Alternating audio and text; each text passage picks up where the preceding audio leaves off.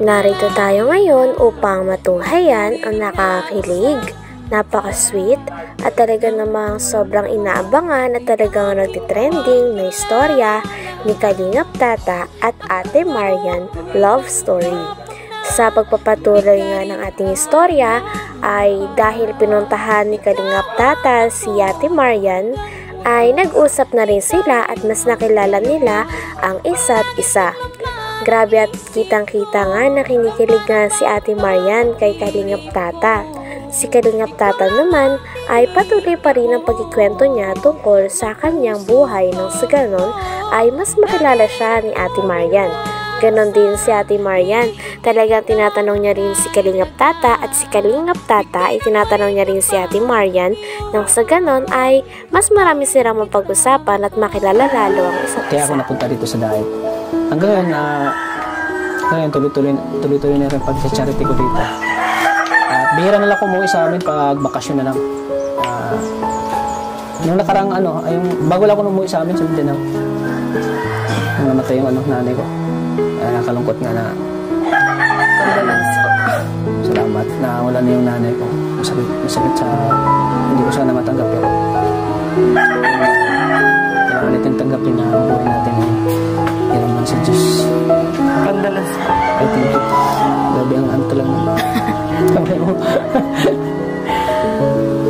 Ikaw, dito ba yung mama? Dito ba yung pamilya? Yung mama ko ko, OFW po.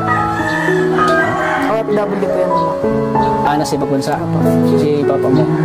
Ay, Mr. Papa naman. Ay, tama sinabi ko sa akin. Anong trabaho ni mama mo? DH po. Domestic helper po. Sa pagpapatuloy pa ng ating istorya ay kinuwento din ni Kalingap Tata kay Ate Marian kung anong history niya at kung paano siya nakuha sa Kalingap team. Talagang tuwang-tuwa naman si Ate Marian sa mga kinikwento ni Kalingap Tata dahil napakagaling nitong magkwento. Si Kalingap Tata naman ay kinuwento din ng kanyang journey at ipinagmamalaki niya din kay Ate Marian ang kanyang mga talents katulad na lang ng magaling daw siyang sumayaw, kumanta, kaya naman habang sinasabi niya ito kay Ate Marian ay talagang syempre kinikilig din si Ate Marian at mas lalong na-inspired at humahanga kay Kalingap Tata. Talagang habang patagal nga ng patagal ay mas lalo nang dumadami ang kinikilig kay Ate Marian at kay Kalingap Tata. Pagkatapos naman nito ay kinwentuhan pa nga ng marami ni Kalingap Tata si Ate Marian.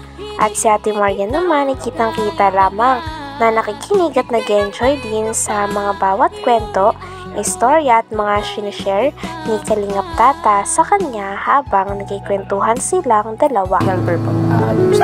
So, nagsusuporta naman sila sa inyo? Opo.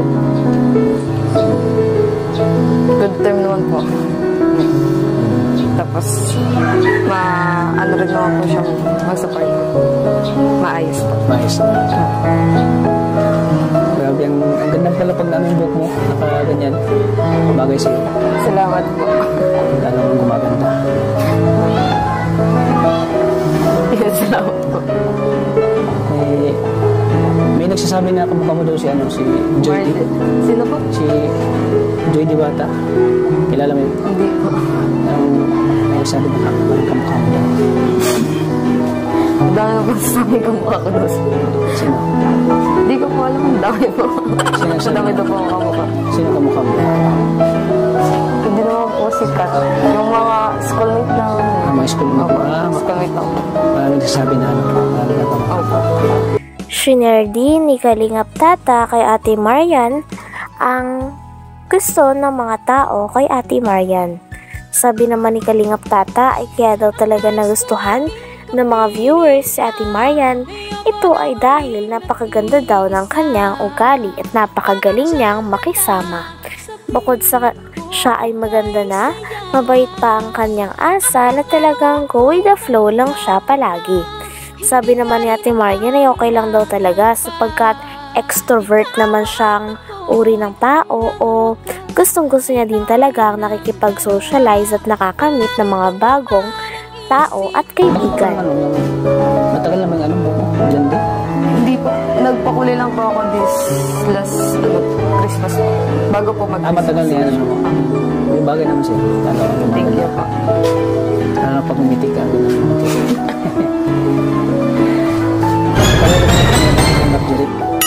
Sana Pero wala na yun, nakalimutan ko. At ngayon ay ikaw naman yung bagong nakikilala ko. Kaya masaya ako na nakilala ko. Pero masaya ko ba na nakilala ko? Masaya naman po.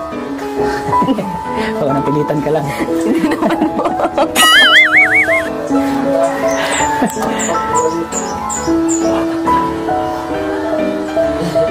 Ang ano pala dito na, ang tahimik pala ang lugar niyo?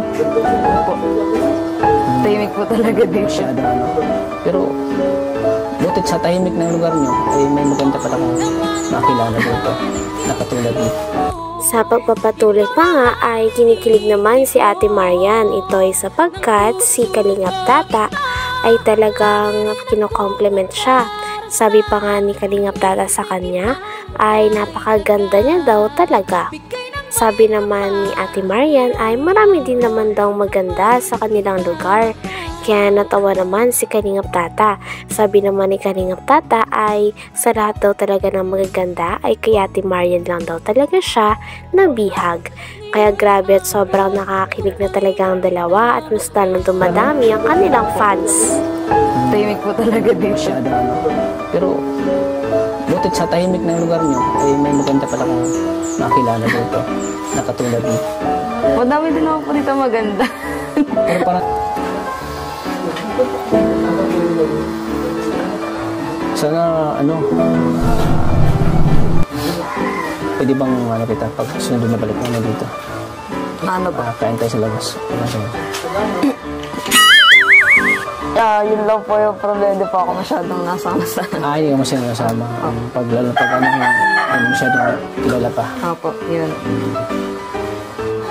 Ayun, dyan pala si papa mo. Hello po, Tay. Magandang hapon po. Okay lang ba na kausap ko si Marian? Ayan, okay lang daw. Diyan pala si tatay, di ko napansin. Isang beses naman ay si Ate Marian naman ang nagtanong kay Kalingap Tata.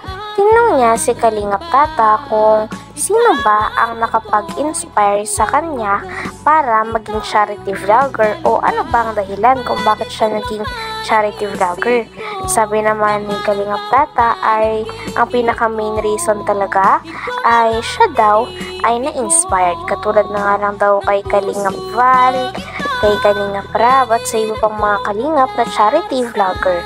Gustong-gusto niya din daw kasi tumulong sa mga mahihirap dahil alam niya rin kung ano ang pakiramdam na maging mahirap. Kaya nais niyang tumulong at makapagpagaan ng ibang buhay. Talagang dahil naman dito ay mas humanga pa nga si Ate Marian kay Kalingap Tata dahil sa vision niya at pangarap niya para sa ibang tao. Ano? Yep. Parang takot ako eh. Kinabahan tuloy ako eh.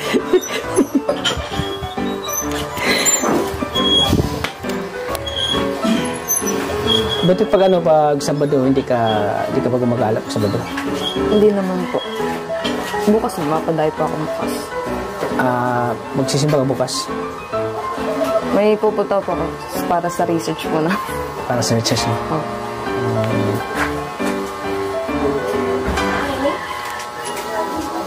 Pero baka di po magsimba pag may time pa. Magsimba ka? Pag may time. Buti yun, pag every Sunday magsimba ka para laging may nag-guide sa'yo. Talagang ngayon ay nanibago ako sa'yo eh. Tinabahan ako eh. Malay mo, hindi natin alam. Babago yung plano. Mabago pa yung isip mo? Baka po. Ewan, baka. Siguro ka.